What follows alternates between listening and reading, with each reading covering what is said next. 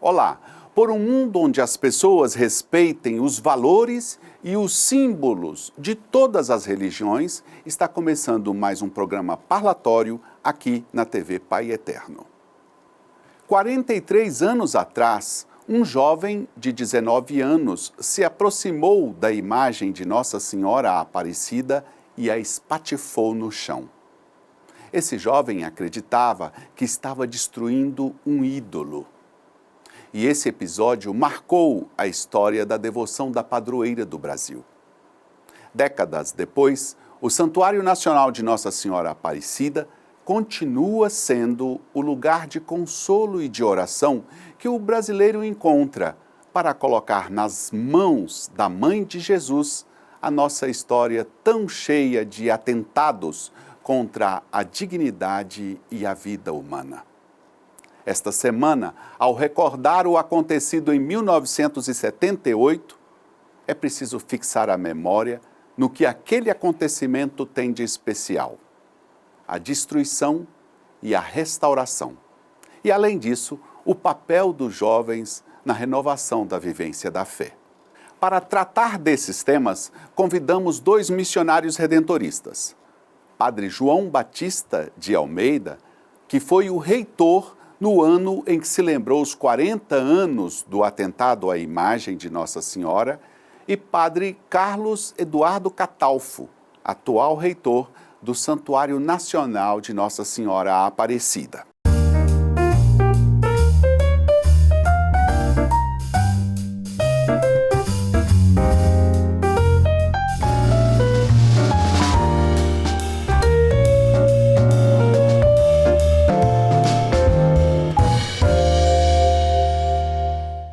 Padre João Batista Almeida é natural de Tabuleiro, Minas Gerais. Foi ordenado padre em 1987. Em 1993, Padre João Batista concluiu o curso de jornalismo na Universidade de Taubaté, em São Paulo. Trabalhou na Rádio Aparecida entre maio de 2004 e agosto de 2007. Padre João Batista também viveu com as comunidades de imigrantes brasileiros e portugueses nos Estados Unidos, como membro de uma comunidade redentorista, no estado de Massachusetts. Em janeiro de 2008, embarcou para a cidade de Coari, no estado do Amazonas. Até dezembro de 2010, exerceu a tarefa de dirigir e administrar a Rádio Educação Rural de Coari, e durante 7 anos foi missionário com e para o povo que mora às margens dos rios e lagos amazônicos. Padre João Batista também foi reitor do Santuário Nacional de Aparecida de 2015 até 2018. Padre João Batista, é uma alegria receber o senhor aqui. Seja muito bem-vindo. Eu já começo indo direto ao ponto. O senhor acha que o evento do atentado à imagem de Nossa Senhora Aparecida tem algo significativo para a gente refletir 43 anos depois? Olha, tem sim, Rafael, tem, porque foi um momento de Deus dentro da história do catolicismo no Brasil. Embora o fato em si seja muito negativo, alguém que acabou violentando, por assim dizer, um patrimônio da fé do povo brasileiro, mas o que veio depois é que nos mostrou a vontade de Deus, a restauração. A imagem de Nossa Senhora Aparecida, a devoção a Nossa Senhora Aparecida, ela, desde o seu início, ela nos mostra o querer de Deus restaurar o seu povo, restaurar a dignidade, restaurar a imagem e semelhança que é o ser humano, e creio que o atentado em si nos proporcionou refletir sobre isso. Nós fizemos toda essa reflexão há 3 anos atrás, em 2018, quando celebramos os 40 anos do atentado. Não celebramos no sentido de dar destaque ao atentado, mas os 40 anos da restauração da imagem, porque a mensagem que veio depois do atentado em si, os números, os fatos, as pessoas, as conversões, tudo isso nos mostra que Deus quis que isso acontecesse, podemos dizer assim. Algumas características desse episódio continuam a impactar muita gente. O personagem principal desse atentado foi um jovem de apenas 19 anos. E a outra característica é aquela que a imagem se tornou um monte de pedacinhos. Eu junto juventude e destruição para perguntar o que o senhor acha que isso representa, de algum modo, aquilo que chamam de iconoclastia, que parece ser um motivo pelo qual levou aquele jovem a destruir a imagem. Esse motivo, a iconoclastia, pode ser uma catequese mal feita por alguma igreja? Com certeza é.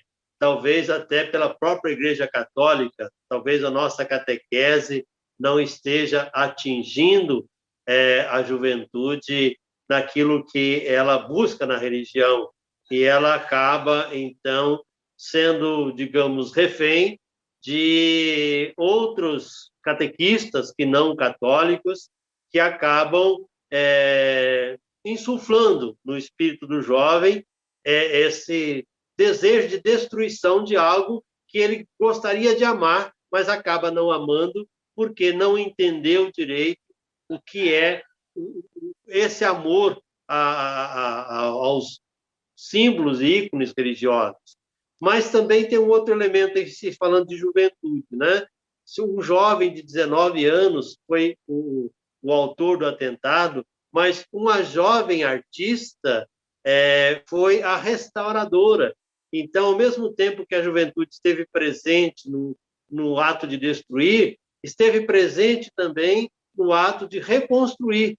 Então, a gente pode até fazer uma leitura aí sobre a juventude refém e a juventude que aceita os desafios, que a artista, na época, jovem, a Maria Helena Charcuni, ela aceitou um desafio que, com certeza, muitos artistas renomados e experientes, talvez, não aceitassem por causa da situação em que a imagem ficou totalmente estraçalhada em mais de 200 pedaços, como se conta a história. Padre João Batista, eu queria agora fazer uma consideração sobre uma curiosidade. As pessoas que visitam hoje o Santuário Nacional de Aparecida precisam olhar para cima e veem o nicho de Nossa Senhora numa altura que até atrapalha quem não é muito bom dos olhos. Eu pergunto para o senhor, a imagem já estava assim tão alta antes do atentado ou teve alguma relação com ele o fato de se colocar a imagem tão alta? Onde ela estava quando sofreu o atentado, ela estava na Igreja Velha e ao alcance do povo. Por isso é que o jovem teve facilidade de pegar a imagem. Ali, a imagem podia ser tocada pelo povo. Aliás, na história da imagem de Nossa Senhora, nos seus primeiros anos, o povo pegava a imagem, saía em procissão, assim era o normal. Mas, com o passar do tempo, foi se aumentando o número de pessoas e acabou-se, então, como nós sabemos, tudo o que é muito querido acaba, às vezes, também sendo não tão querido assim. E foi o que aconteceu com ela, ao sofrer o atentado. Por isso, creio, eu estou aqui fazendo apenas uma conjuntura a respeito daquilo que eu imagino que tenha sido a razão pela qual o nicho ficou tão alto assim. Primeiro, para ser visto de qualquer lugar do santuário. Qualquer lugar do santuário você consegue visualizar a imagem, né? Depois, ela está mais ou menos, né, na altura do altar central, mais ou menos, né? Porque ela acaba sendo a atração do santuário, mas ela, digamos assim, está de escanteio lá atrás e apontando para o seu filho que está no centro, né? Acredito que algumas razões, talvez essas estejam. Eu na época eu não participava ainda de todas essas reflexões, mas creio que foi essa a razão de ficar um pouco mais alto. Agora, ela devia mesmo ter alguma maneira de o povo chegar mais perto. E durante o tempo que eu passei na reitoria lá, a gente até tentava pensar alguma maneira em que o povo pudesse chegar mais perto. Existe até atrás da imagem uma capela que proporciona estar mais perto. Só que, para isso, a imagem tem que ficar virada do outro lado. Ela não estaria virada para a igreja.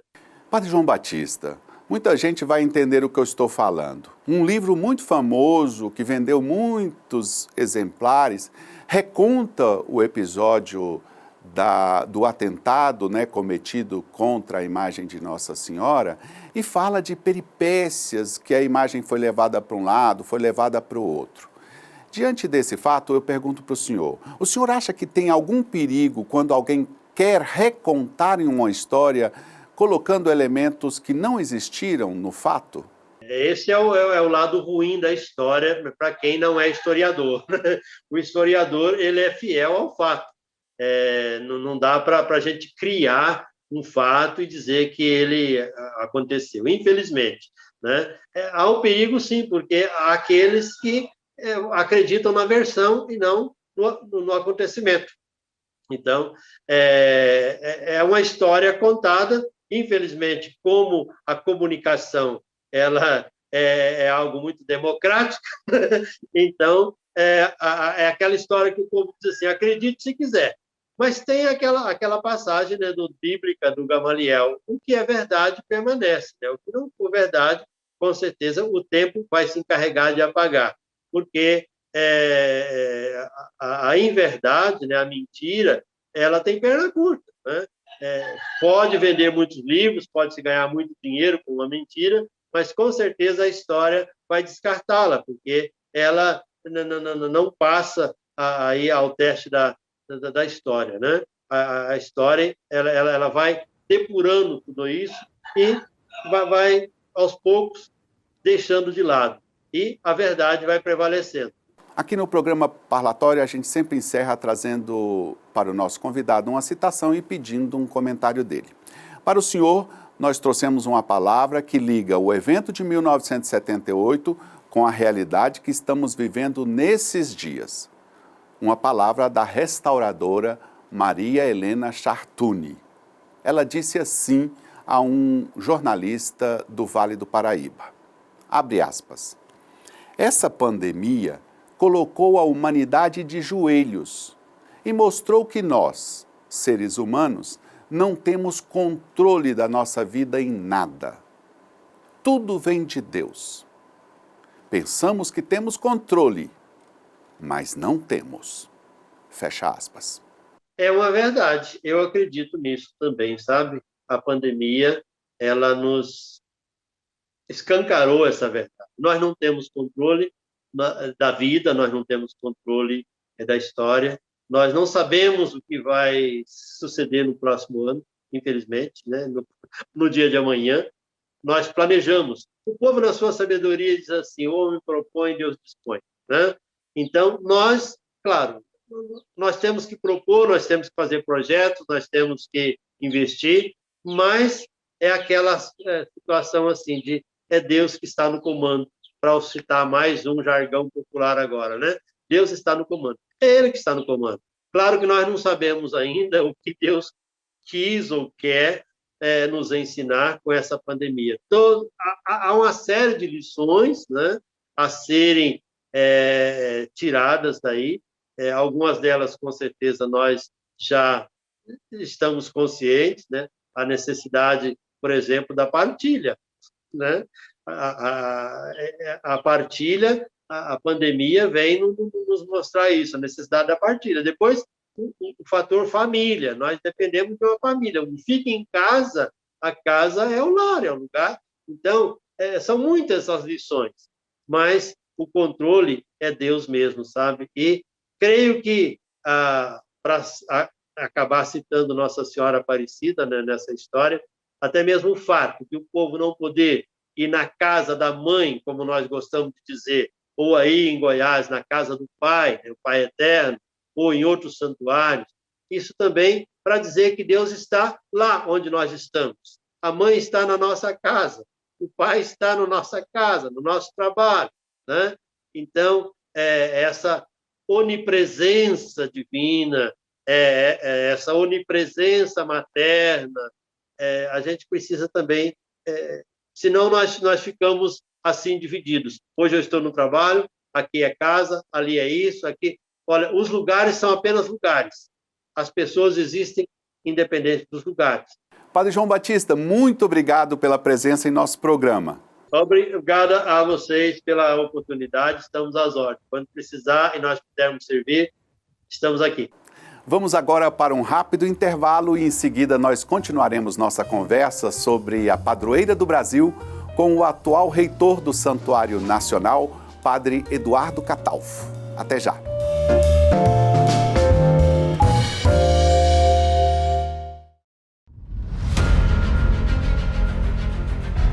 O novo santuário é um lugar de acolhida. Feliz é aquele que escolheste e acolheste. Ele morará em teus átrios. Ficaremos repletos dos bens de tua casa, da santidade do teu templo. Esta casa é para acolher você, devoto doador. Esta casa é para acolher você que é parte desta obra. Esta é a nossa casa. Nova AFIP, TV Pai Eterno.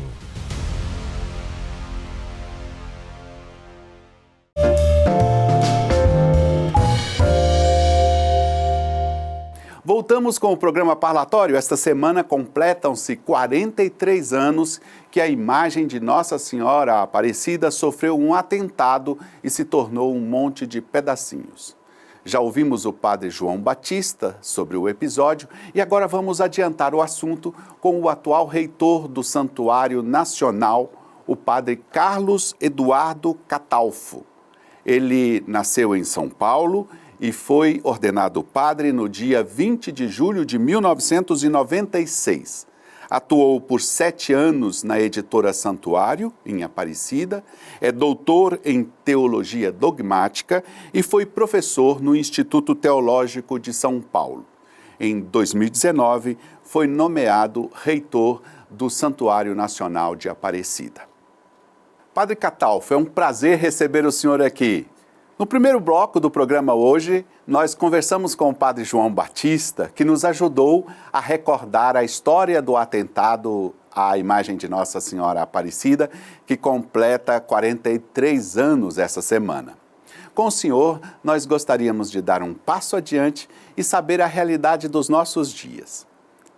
O devoto de Nossa Senhora tem manifestado que tipo de sentimento nesse tempo de pandemia, Padre Catalfo?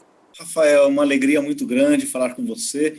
Eu estava me lembrando que nós trabalhamos muito juntos ali na época da editora Santuário, do Centro de Pastoral Popular. Estava lembrando até que a gente publicou aquele livro Juventude Rumo ao Terceiro Milênio. Estou vendo que os anos estão passando e você ainda está bonitão aí, está bem, está trabalhando bastante, sempre na comunicação. Rafael, eu diria que a restauração da imagem de Nossa Senhora Aparecida pode ser entendida também como uma grande metáfora, como uma grande comparação, aquilo que a nossa fé sempre exige de cada um de nós. Nós, dia a dia, precisamos nos reinventar, nos restaurar, encontrando sempre na fé a esperança necessária para viver bem. Nós vivemos tempos difíceis, a igreja vive também tempos difíceis, tempos desafiantes, sobretudo pela dificuldade de celebrações presenciais. E a sensação do devoto é a sensação de que Nossa Senhora está no coração do devoto, no coração do fiel, e graças aos meios de comunicação do Santuário Nacional, nós conseguimos, de fato, chegar até o lar, até a casa das pessoas. Em vista do que o senhor falou a respeito da restauração, eu pergunto, o atentado de 1978 deixou uma imagem de Nossa Senhora em pedacinhos. Na visão do senhor, ela deixou que tipo de lição para os guardiões do santuário? Imagino que a quebra da imagem foi muito simbólica e deixou muitas imagens, muitas ideias, talvez até distintas, Mas uma ideia que me parece fundamental, a ideia fundamental da quebra da imagem, nos faz pensar que o nosso vínculo maior com Deus está ligado à nossa própria fé, ao nosso próprio batismo. Esse vínculo com Deus, ninguém quebra, nada quebra, o tempo não enferruja, o tempo não estraga, o tempo não apodrece. É um pouco daquilo que Jesus diz no seu evangelho, né? O reino de Deus é um grande tesouro, é um tesouro indestrutível. A imagem, ela é símbolo de um amor muito mais forte, do amor de Deus que nos chama à vida, do amor de Deus que nos cria, que está de fato na origem da nossa existência. É claro, a imagem de Nossa Senhora Aparecida, ela é muito querida, muito especial para o povo brasileiro, e ela nos remete a isso, nos remete a um amor ainda maior, é o amor de Deus, é a graça de Deus por nós. Eu sempre digo, Rafael, que ter mãe é um valor tão importante que o próprio Deus, quando veio a este mundo, quis para si uma mãe. Nossa Senhora é símbolo desse amor misericordioso, do amor maternal de Deus, de um Deus que nos ama sobre todas as coisas. O Santuário Nacional de Aparecida foi visitado pelos 3 últimos papas da Igreja. Essas visitas ainda repercutem hoje? O povo brasileiro conserva com muita alegria, com muito carinho, a visita desses 3 papas ao Santuário Nacional. E eu tenho certeza que a repercussão desta visita ao santuário continua muito forte no coração do povo brasileiro, porque são visitas eclesiais, elas representam o quanto a devoção a Nossa Senhora no Brasil, o quanto a devoção a Nossa Senhora Aparecida é importante para o povo brasileiro. Quando os papas vêm ao Santuário Nacional, eles vêm marcando essa presença da Igreja, a força de uma fé eclesial, de uma fé robusta, de uma fé clara, de uma fé que nos leva a seguir Jesus. Toda a devoção a Nossa Senhora deve estar sempre ligada a isso, ligada ao reino de Deus, ao projeto de Jesus, ao projeto do seu reino, reino de justiça, reino de fraternidade, reino de construção de gente. Os redentoristas estão em Aparecida desde o final do século XIX. Foram os missionários que levantaram esse santuário monumental. Qual a ligação que essa devoção criou com a nossa congregação durante todo esse tempo, na opinião do senhor? Os redentoristas no mundo todo trabalham em grandes santuários, muitos e importantes santuários do mundo estão sob os cuidados dos redentoristas, inclusive aqui no Brasil. Mas eu diria com muita alegria que cuidar do Santuário Nacional é um motivo de muito orgulho, de um santo orgulho e de muita alegria. Há mais de 125 anos, os redentoristas estão presentes aqui no Brasil e o Santuário Nacional é uma joia do nosso trabalho, da nossa evangelização, da nossa pastoral, mas é, sobretudo, a alegria de saber que Nossa Senhora cuida de cada um de nós, Nossa Senhora cuida de todos os redentoristas do mundo todo. Padre Eduardo, o que faz o reitor de um santuário tão grande? Eu confesso, Rafael, que eu nunca imaginei ser reitor aqui do santuário, e essa impressão, eu imaginei que eu viria aqui para Aparecida, já no finalzinho da minha vida, eu segui uma vida acadêmica, dando aulas, eu nunca me imaginei como reitor do santuário. Recebi a nomeação com surpresa, com muita alegria, com muita humildade, mas eu diria que o trabalho principal do reitor, seja ele quem for, estar sempre aberto para aquilo que Deus pede, para aquilo que Nossa Senhora pede de cada um de nós. Eu sempre digo isso, quem nos traz aqui é Nossa Senhora Aparecida. E claro, o trabalho do reitor, ele é muito fácil, porque nós somos em 70 redentoristas aqui em Aparecida. Você pode imaginar que tem muitos redentoristas trabalhando aqui, padres, irmãos, trabalhando com alegria, com simplicidade. E essa é a marca do nosso trabalho, do trabalho redentorista, em todos os lugares do mundo. Trabalhar em comunidade e, por meio da comunidade, realizar o trabalho de evangelização. Eu diria que o trabalho do reitor é principalmente o trabalho de quem entende a devoção a Nossa Senhora Aparecida como uma proposta de crescimento na fé. Todo o trabalho, seja num santuário, seja numa paróquia, todo o trabalho de liderança é marcado por essa certeza, pela certeza de que nós devemos estar entre os primeiros discípulos de Jesus. Esse é o sentido mais profundo de ser redentorista aqui em Aparecida, esse é o sentido mais profundo de ser reitor do Santuário de Nossa Senhora. Com Maria, na companhia dela, assumir o projeto do reino de Deus, de um projeto de vida. O próprio Jesus diz de si mesmo: eu vim para que todos tenham vida e a tenham em abundância. Ser reitor do Santuário Nacional significa acreditar na força da vida, acreditar que Deus pode mudar em nós aquilo que não é justiça, aquilo que não é alegria, aquilo que não é fraternidade. Nós sempre encerramos nossas conversas aqui dando uma citação aos nossos convidados e pedindo deles um comentário. Para o senhor, nós trouxemos uma palavra do Papa Francisco. Esta palavra foi pronunciada na ocasião em que ele esteve no Santuário de Aparecida em 2013. Ele disse assim, abre aspas, Deus sempre nos reserva o melhor, mas pede que nos deixemos surpreender pelo seu amor, que acolhamos as suas surpresas. Confiemos em Deus. Longe dele, o vinho da alegria, o vinho da esperança se esgota. Fecha aspas. Referência ao Evangelho de São João, diferente dos outros evangelistas, São João apresenta o início da vida pública de Jesus numa festa de casamento, e é Nossa Senhora, que percebe a falta deste vinho. Eu diria que a igreja de hoje, a igreja do Papa Francisco, é uma igreja que precisa, de fato, de um vinho novo, o vinho da misericórdia, o vinho do bom samaritano, o vinho de uma igreja que sai da sua zona de conforto. Eu imagino que a visita do Papa Francisco aqui no Santuário Nacional quer ser, sobretudo, não apenas um momento de devoção pessoal, mas a certeza de que, na companhia de Maria, nós estaremos sempre cada vez mais preparados para anunciar o Evangelho, cumprindo a missão que o próprio Jesus nos ofereceu. E eu vou contar para você, Rafael, uma história muito bonita que a gente sempre ouve aqui dos redentoristas que acompanharam a visita do Papa Francisco. Quando o Papa esteve na Capela dos Apóstolos, bem pertinho da imagem, o reitor perguntou se ele queria pegar em mãos a imagem de Nossa Senhora. Com muita simplicidade, o Papa falou, não, eu quero olhar a imagem de Nossa Senhora do modo como todos os devotos a veem. Padre Eduardo Catalfo, muito obrigado pela presença do senhor aqui no nosso programa. Padre Rafael, muito obrigado pelo convite, fico muito agradecido pela sua gentileza, pelo seu carinho.